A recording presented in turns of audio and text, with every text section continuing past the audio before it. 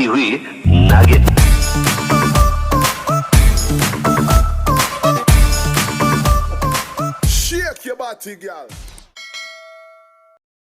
Hello guys, welcome to ninja technique ji के। तो चलिए आज हम संविधान के भारतीय संविधान के भाग 1 के बारे में, उनके अनुच्छेदों के बारे में चर्चा करते हैं। तो सबसे पहले हमारा जो भाग 1 है उसमें आता है संघ और उसके राज्य। अच्छा, तो देखिए अनुच्छेद पहला क्या है। अनुच्छेद पहला संघ और भारत और उसके राज्यों के बारे में वर्णन करता है। दूसरा क्या है, नए राज्य बना सकता है। अच्छा, तीसरा क्या है, साधारण बहुमत। साधारण बहुमत क्या होता है, मतलब नए राज्यों का नामकरण कर सकता है और नए राज्यों में बिना किसी मतलब संशोधन के, मतलब जैसे 368 संशोधन होता है ना, संविधान संशोधन, उसको बिना यूज करे वो साधारण बहुमत से है ना किसी चीज़ को पारित कर सकता है। ये सीमा संबंधित होता है। अच्छा, भारतीय संशोधन, वही संविधान संशोधन 4 वाला है ना, 3 वाला पार्ट 4 में ही है। मतलब अगर किसी राज्य की स्थापना करनी है तो उसमें है ना संविधान संशोधन किया जा सकता है, ठीक है। और वो मतलब 4 जो अनुच्छेद 4 है उसके तहत, ठीक है। अच्छा चलिए, इसमें ये इतना ही था।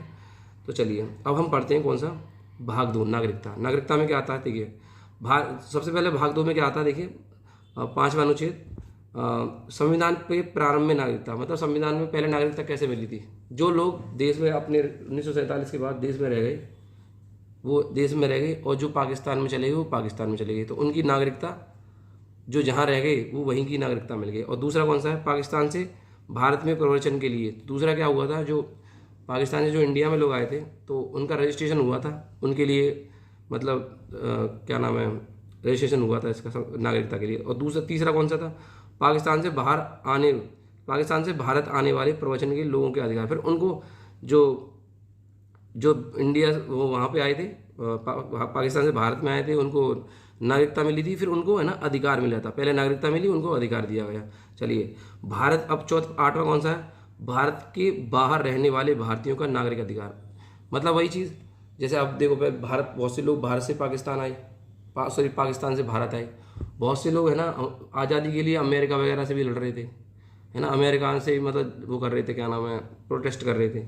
तो उन्हें भी है ना हमारे देश में ना वो दिया गया, नागरिक अधिकार दिया गया, क्योंकि सीधी बात है पूरे देश पूरी दुनिया से लड़े दोस्तों भारतीय लोग तो है ना। चलिए, विदेशी राज्य की नागरिकता स्वेच्छा से प्राप्त करना। तो 9 में क्या है, विदेशी राज्यों की नागरिकता कैसे वो प्राप्त की जा सकती है, ठीक है, ये 9वें में है। अच्छा, 10वां क्या है, नागरिकता के अधिकारों का बना रहना। नागरिकता के अधिकार कैसे बने रहेंगे उसका उल्लेख दिया गया है।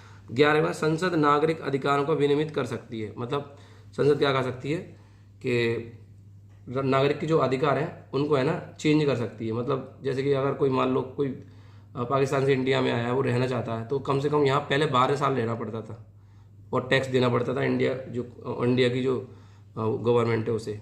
लेकिन अब ये सरकार ने हमारे ने 5 साल कर दिया है, तो 5 साल तक रहेंगे और यहाँ पे जो पैसा लेती है हमारी सरकार वो लेगी। उसके बाद हमारे जो लोग यहाँ बाहर से आए वो यहीं के नागरिक माने जाएंगे, ठीक है।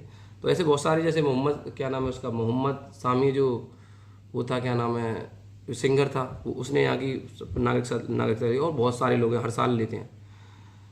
तो ये था सबसे पहले, देखिए भारत के संविधान का नागरिकता है ना, प्रारंभ में नागरिकता, फिर पाकिस्तान से आने वाले, फिर पाकिस्तान के जो लोग थे भारत में आए उनको नागरिकता, वही देखिए आए फिर नागरिकता मिली।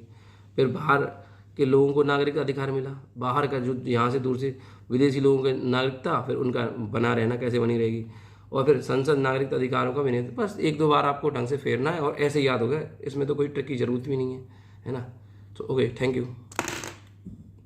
खत्म,